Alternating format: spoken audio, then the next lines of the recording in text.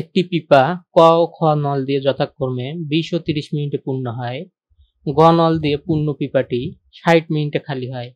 জরুরি প্রয়োজনে 3টি নল খুলে দিলে পিপাটি কত মিনিটে পূর্ণ হবে? এইখানে প্রথম নল দিয়ে 20 মিনিটে ও দ্বিতীয় নল দ্বারা 30 মিনিটে পূর্ণ হয়। 1 মিনিটে কতটুকু পূর্ণ হয় সেটাকে বের করব। এরপর দ্বিতীয় নল দ্বারা 60 মিনিটে খালি হয় এবং 1 মিনিটে কতটুকু খালি হয় সেটা বের করব।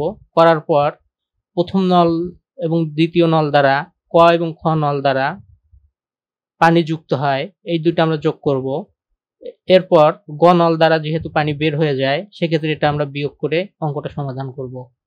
সমাধান: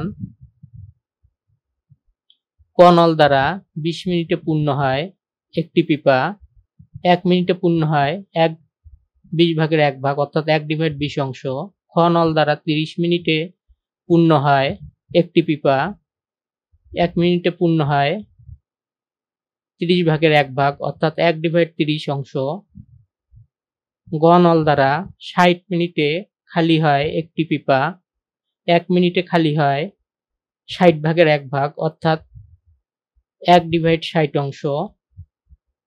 ক, খ ও গ নল দ্বারা 1 মিনিটে পূর্ণ হয় 1/20 যোগ 1/30 যোগ বিয়োগ 1/60।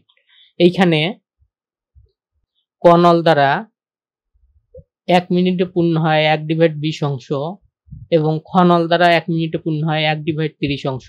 এই দুইটা যেহেতু পানি যুক্ত করে সেজন্য এই দুইটা একখানে যোগ করব এবং গ নল দ্বারা 1 মিনিটে পানি খালি হয় 1/60 অংশ, এটা আমরা বিয়োগ করব।